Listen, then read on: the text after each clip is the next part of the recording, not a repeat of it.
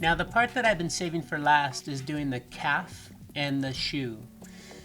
Down in this area, it is a true 3/4 view of her lower leg as well as her shoe. And this will be something totally new for you. You have not done this yet. So what I'm going to do is I'm going to walk you through the different rules for making this possible. Let's take a closer look here at the model. For her left leg here, this is her support leg, so her weight is on this foot.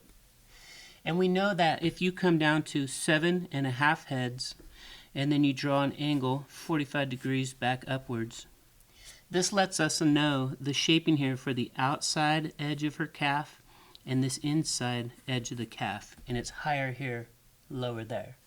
And this will give us the shaping for her left leg. It's the same thing if we look over here. So this is her right leg, this is her support leg, and everything about drawing this leg would be normal. So here we would have, this is the direction her knee is traveling in, and then we have the 45 degree here, 7.5 heads down, and this would be the outside curve up high and the inside curve down low.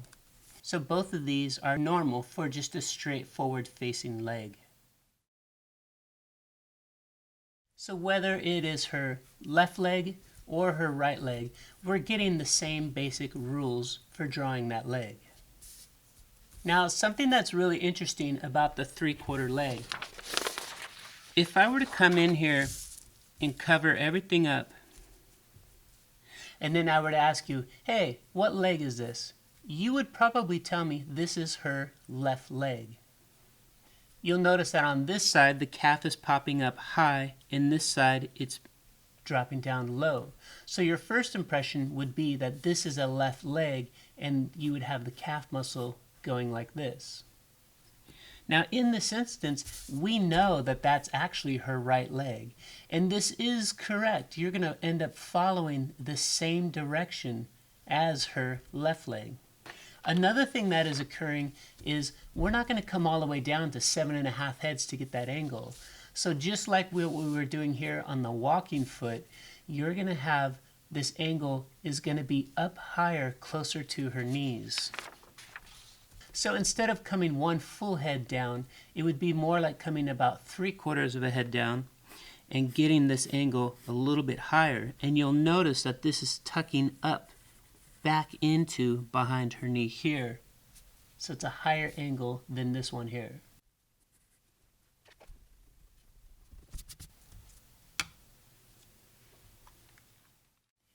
Then when we move down to her shoe, we can start to see the side of her foot here, and we can start to see the heel from the shoe. And what's happening here is this same angle you see here is occurring down here in the shoe area.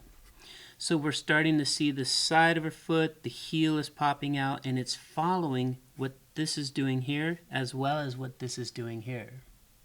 So here I've done a quick sketch of a 3/4 leg just to give you this idea so you can see that this calf muscle is popping up higher and it's tucking back into behind her knee, very similar to what's going on with the walking foot. So let's go ahead and let's start to establish this now on our croquis.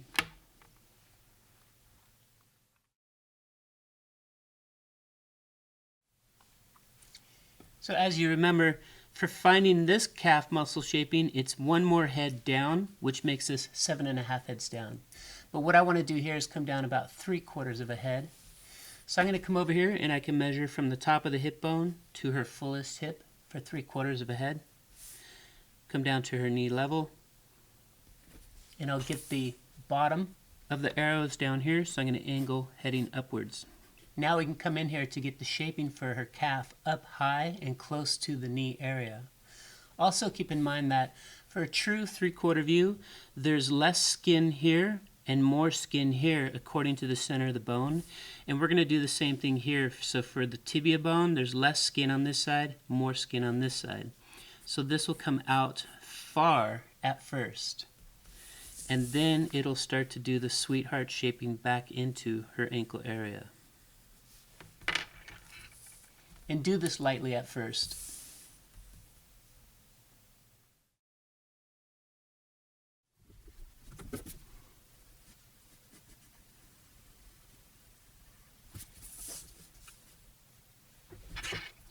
Now for the bone along the outside edge here, it's going to be really close to her skin, and your tibia bone is very straight. We can see here that the bone is super close to the outside edge of the skin, but it still has a slight outside curve to it. And also, once you come up into the kneecap area, it's going to curve inwards just a little bit here. So if you remember, we had this larger oval for the full shape of the joint area. And basically what we're doing is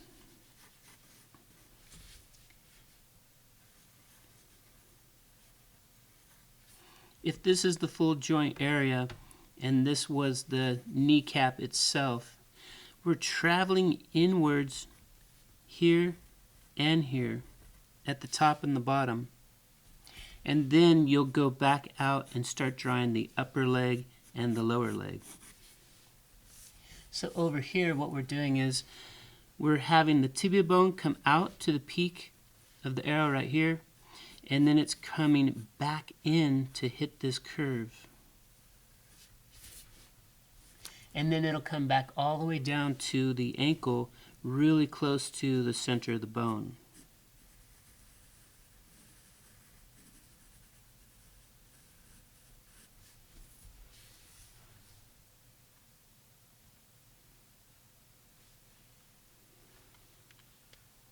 Now that I have the basics in here for the shaping of her leg and having the correct angles for having a high curve up here and a low curve down there, I want to go ahead and stand back from this a little bit and start working on getting the shaping a little bit better, as well as getting this back of the calf here to come and tuck back into her knee.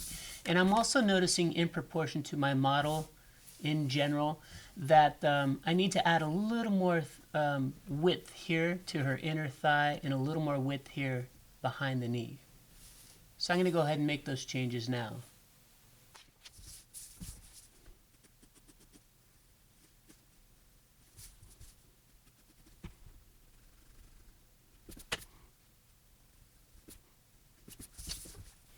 So here you can see where I've brought this calf muscle back up right into behind her knee.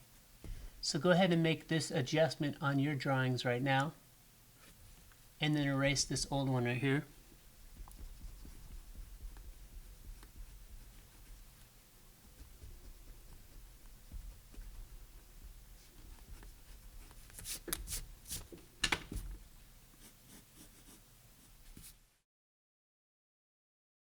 And like I was saying before, when you have this front facing leg, it looks really skinny and narrow. But once it starts to turn out to the side, we're seeing more surface from her upper leg as well as this calf muscle down in this area here. So her knee is a little bit wider here than it is there. Check yours now. Everything on mine looks pretty good. I'm not going to go back and darken it in just yet because I might want to clean it up one last time before I do that. But let's go ahead and start to develop her foot here. Now if you remember on her foot, basically the tibia bone here starting from the knee went at an angle towards her ankle. But the foot itself has some weight on it and it's planted firmly onto the ground. So at this point, it's going to go straight back down to the ground. So take a look here at your plumb line and bring your ruler over to the middle of that ankle and make sure you're square, plumb with the plumb line, square with the plumb line, and then come down here and put a line straight through the foot heading straight down.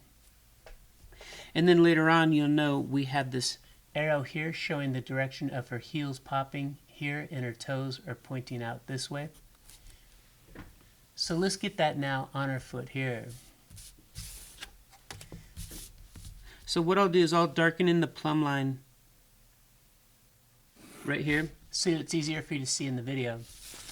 And then again, I'm going to come out to the center of the ankle here, but I want to make sure that my ruler is totally parallel with that plumb line before I go straight down.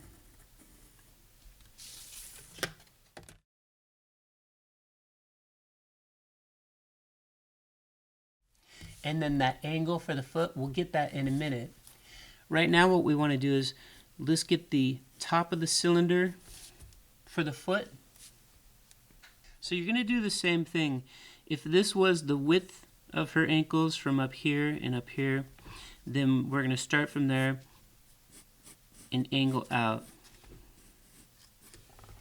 So the beginning stages are exactly like we did for doing a regular foot right here. Now what we'll do is we want to come up halfway on this foot. So just take your best guess what's about halfway. And then using this angle here, we want to come down and divide this in half.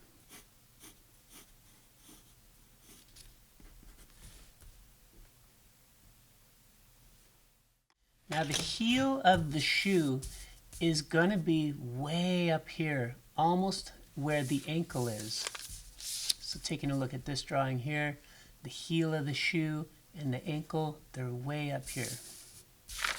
So here's our ankle area. Here was the top of her foot, and that heel is popping out up in this area.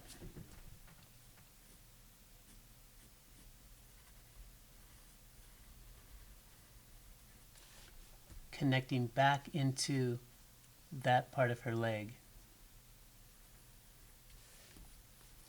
Now for the second part of the shoe, this is going to be like an S. So here's the letter S. So this first part here is going to be coming down from this top part of the S towards the middle of the shoe. And then the second part is we're going to be scooping back down to the floor. So S and back down to the floor. So you can see that S shape right there. Once you hit the floor, it's a combination of the shoe is finished, but also we want to have a little bit of a point coming out here. So it's a little bit of an angle coming out here and from here and rounding that back out.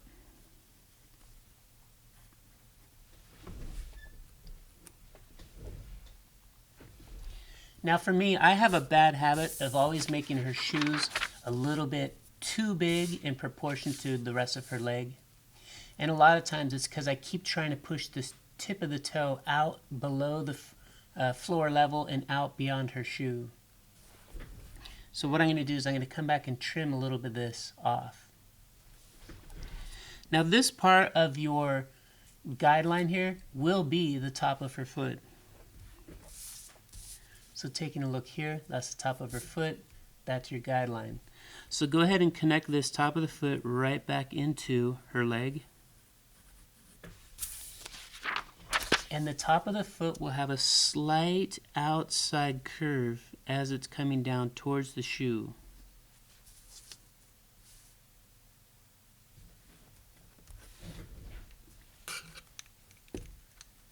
Now let's come in here and erase some of this information. So we want to get rid of that. In the shoe here you can see, so for instance on hers it's just slightly scooping downwards here, and on this one it's slightly scooping upwards here. So at the same height, come over here and do this scooping upwards motion. And her foot will come down into the shoe, and that lets you know about how big it should be. So then here we can come and trim off this extra shoe that I've put in there. And then it should feel like it's kind of tight on her skin.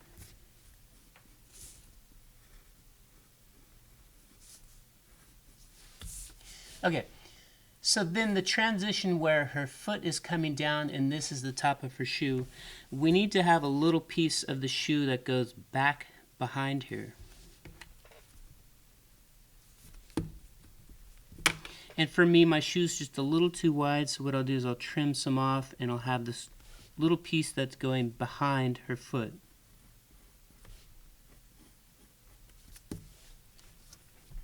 Now what we want to do is we want to keep this arch of her foot here.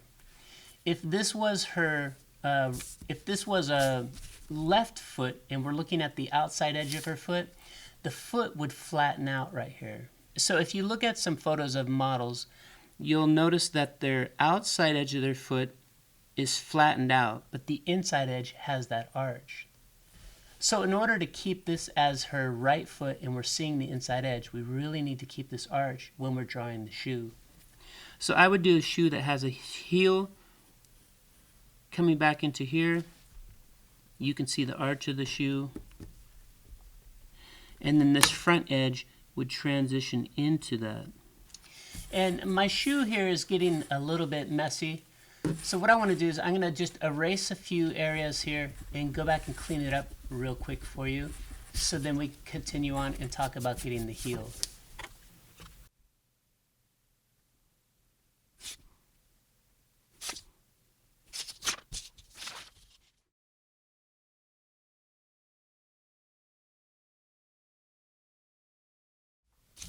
Okay, so I went through and I just cleaned up her heel a little bit, connecting this back down to the toe of the shoe. And then I got this little angle in here where it's showing you kind of just a reflection from her shoe. Now let's start talking about getting this stiletto in here. If you recall when we were analyzing this girl right here, the stiletto itself is back underneath her heel. And also, this is going straight up and down with gravity.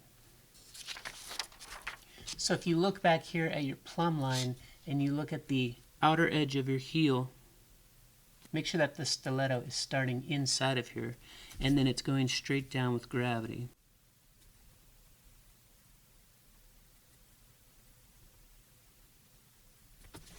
And then also, I have it end a little bit above the floor level because this is moving back into space.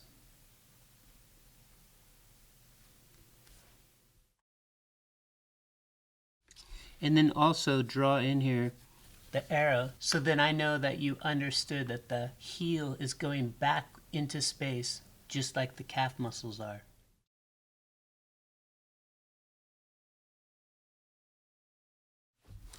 At this stage, I think I'm ready to start darkening in her skin and then erasing some of the extra information. But before I commit to that, I want to make sure I really love how this foot and knee is positioned in according to her whole body. When I'm drawing this, so far at this point, it's taken me a good hour. And I get so used to seeing this angle here that sometimes you don't notice there's a mistake in there somewhere. So what I like to do is I'll take mine back to a light table or up to a window so I can flip this over and check to see if anything is throwing my eye off. So now up at a light table, I can look at this image in the reverse. And right away I notice if I feel like that her upper thigh was out too far or in too far and needs to be fixed. If her knee looked kind of strange, the location that it was at, or if her foot didn't feel grounded. This would be my opportunity to take the time to come in and make a few changes and tweaks to my drawing.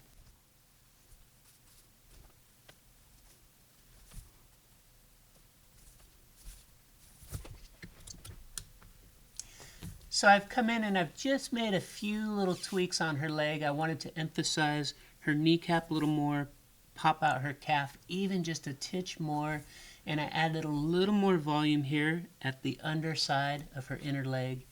And then I needed to do just a little fix at the bottom of her crotch level and to the location for the edge binding on this side of her underwear.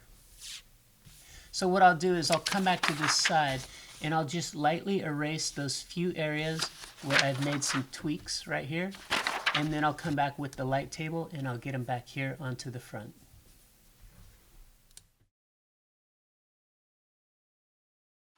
As you go in and darken all your lines, plus getting your guidelines back in here, I want you to also make sure I can clearly see the center of the bone going to the kneecap here and coming down to the ankle there, and that the skin is smaller on this side and wider on that side for the lower leg as well as this upper leg.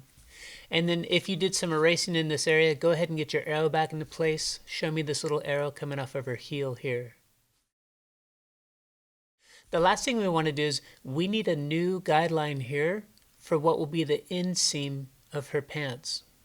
Taking a look back here at your photo, if you look for the inseam on her jeans, you'll notice it's really close to the side of her leg here. What we can do in our drawing is we can have the starting point really close to the side of the leg here and the starting point down here at the knee as well. And then we can come in with just a straight line and connect those, making sure that you're not accidentally touching any of the skin.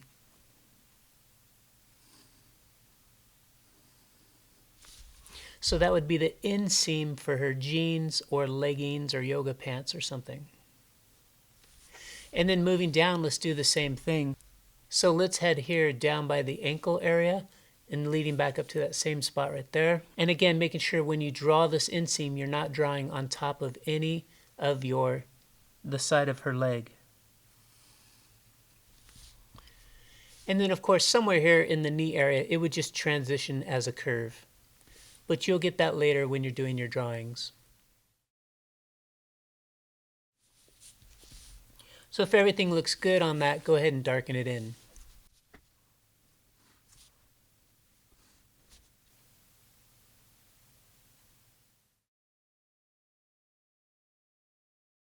Now let's talk about what we're going to do here with her arms. The first thing I want to do is I want to establish this arm here that's going to go inside of her pocket. If we take a look at this view, so we can see her hips are popping to her right, shoulders are dropping here to the right, and then we have the arm coming out for her elbow bend and back in, and then she has her hand in pocket on the hip side. Now for this model, everything is going the opposite direction, so it's popping to the left here, dropping to the left here. So here's where we'll have her elbow come out and connecting back down to her hand. If you take a look at like your walking pose, you can see her hand here comes all the way well below the crotch level. Same thing on this model here where her hand from the shoulder that's relaxing down, the hand's dropping way down into here. Now if you were to make a pocket way down here, it would look funny. Where it's at realistically is about 1/4 of a head below the crotch level would be the bottom of the pocket here. So if we found that location and then we reverse engineered one full hand heading upwards, and then we came down with her upper arm and elbow, then the forearm itself will just be whatever's left over. So let's go ahead and do that. So measure from the full hip down to the crotch level, and then again from the crotch level down, so you have 1/4 of a head going below. And then come across following the same angles of the hips from that new mark. And let's find what would be basically the bottom of the pocket. Then what we can do is we can come back to our croquis where we have the 3/4 of a head. So again, this is top of the skull to the tip of the nose. And we can measure that 3/4 of a head going up. And again, from this location, let's follow what the hips are doing and get a guideline. Now for me, her underwear is going to be in the way for what I'm about to do. Basically, we want to draw a croquis that shows this simple basic pocket where we could see the lining on the inside of the pants, and then we can see the outside edge of the pocket, and then we'll put this very basic paddle hand inside of there. So that's what we're looking to do here. So eventually we'll need to get rid of some of this extra information.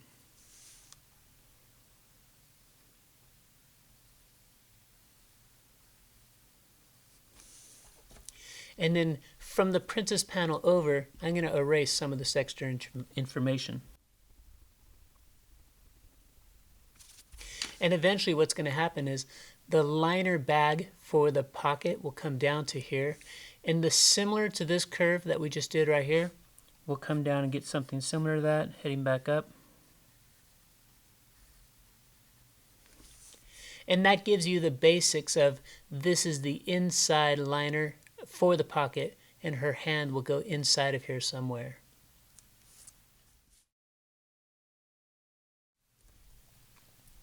Now, as you remember, the pocket for the pants will stick out bigger than the side of her skin. So let's come over here and get that right now. So it's going to be bigger than her skin. I'm going to leave her skin in here just in case you want to use this pose for something other than a pocket. So let's leave the skin here, but we're using this also as a guideline. Now what we're going to do is, her hand is not going to be all the way to the very base of the pocket there. And we want some of her flat part of her hand showing and a little bit of her wrist. So what we can do at this point is bring her wrist slightly out of her pocket. So then we have to draw her hand going into the pocket, and then we'll have her wrist coming back out of there, heading for her forearm. And then we want to come back to our 3/4 of a head. So here we have our 3/4. And if I come back to the wrist area, just below the wrist right here, I can measure my 3/4 down. And this is truly where her hand would be inside that pocket. So if you were doing shadows and stuff, you would have your shadows heading down for that area.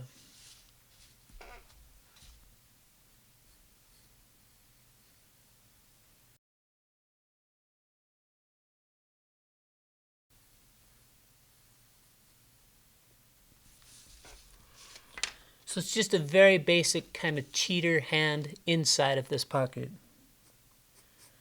And let's go ahead and shade that hand, just so you know where it is in comparison to the pocket and the side of the leg itself. So let's just erase this little bit of this forearm here. If you drew it like I did, go ahead and erase that. And all we want to know is, where is the location for her wrist? So that was in this area. Now the next thing we can do is, here at her waist, remember, if you draw this continuous curve, you're showing where the length of her upper arm is following along that curve. And do this lightly. I should be using my 2H pencil for that. So now we can come in and kind of figure out, well, where do we want to have her elbow coming down to? And then the rest of this will just be her forearm connecting back into her pocket. And then you'll want to find the center of the middle of her armhole and head for whatever's going to be the center of your elbow. And then we can get the bottom of the cylinder for her upper arm. This will connect back up to the shoulder and to the inside of her arm.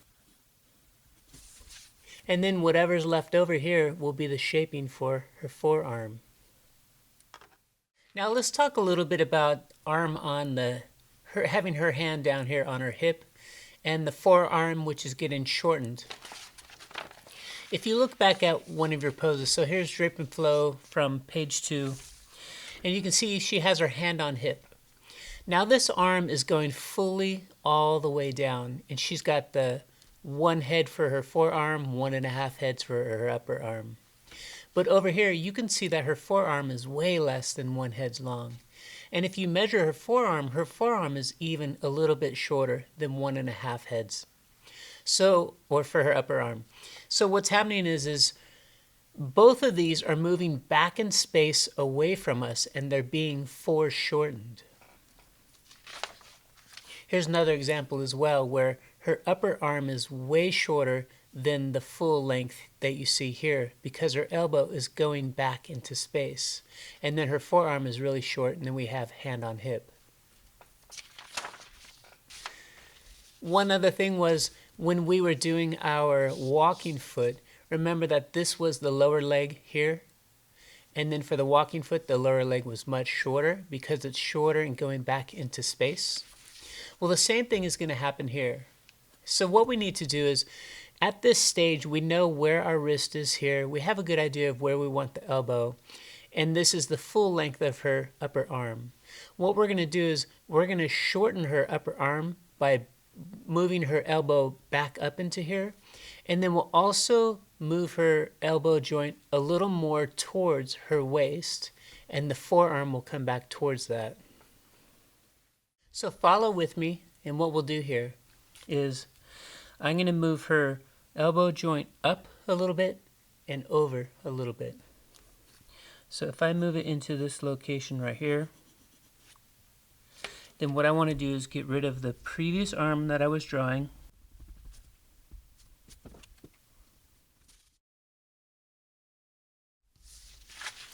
And then again, we'll go from the center of the arm down to the middle of this new location for her elbow joint. So we're just making it a little bit snugger towards her waist. Go ahead and lightly connect this back up to her shoulder and underarm.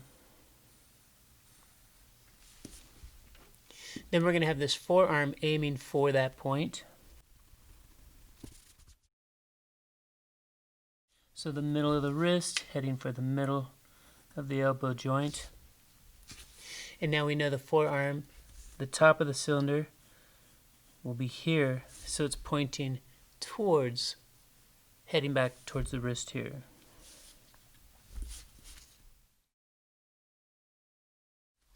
Now let's do the under part shaping first.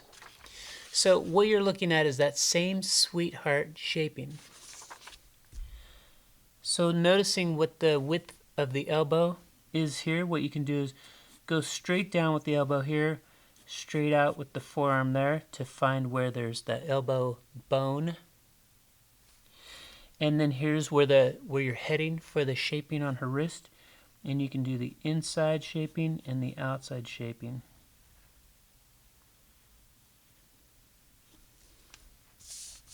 To get the shaping here for her hand coming into the pocket. Now for the outside shaping, you're going to do the plain heart, and it's going to cut in front of the upper arm. So the upper arm here will go behind the forearm, and this will help extend where the forearm looks like it's longer. So normally we would be heading right for here for the elbow joint. But at this stage, now that we know where everything goes, you can erase that, and where the top of the cylinder was for the forearm, just turn that into this crease on her forearm. And now the upper arm will go behind that. And similar to what we did on the walking foot, where we had a little bit of a shadow here for bending back into space, you could do that here as well. You could do a little bit of a shadow for the upper arm, going back into space behind the forearm.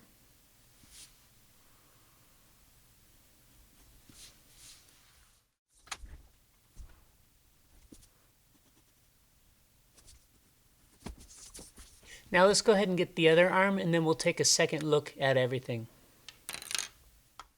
Now for me, when I reference back to my standing pose, I really like this arm that's hanging down with gravity, and then this forearm is just following the shape of her hip, and the hand is dropping with the shape of her leg. I really like that over here on this side of the body. So if we took that arm and put it here. So what we could do is come down and find the location for the elbow joint. So basically, I think that the center of her arm is just hanging down pretty much with gravity. You can compare it here to the plumb line. What do you think would just be almost straight down with gravity? So from the center of her armhole. And then just below that, you would find the elbow joint.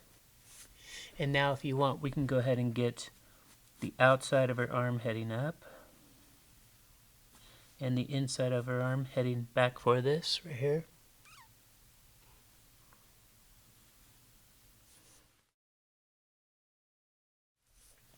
And then again, I think that the forearm should just follow pretty much what her hips are doing. And then we'll get the top of the cylinder heading that way.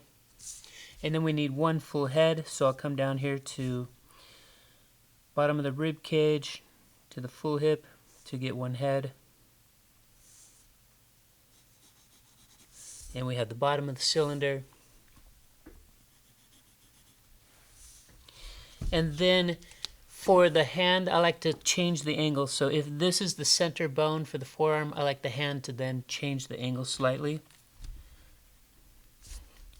So I'll just come over here and have it drop down with gravity.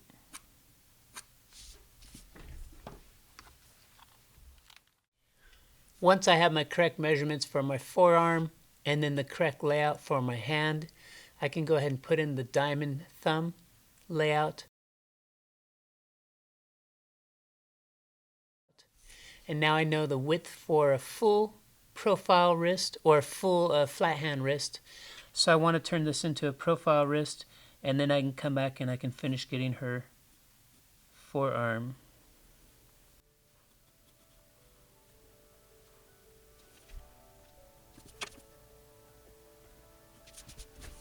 And then now I can come in and draw the diamond thumb plus her hand.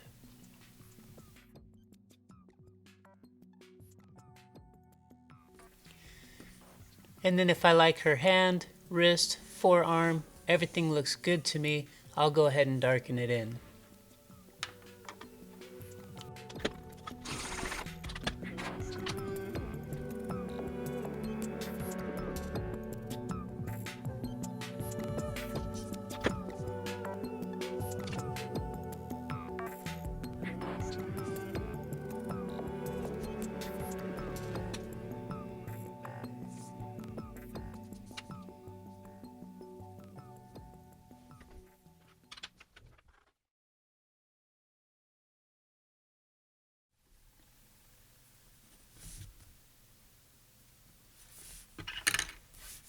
Alright, so I think that's good enough.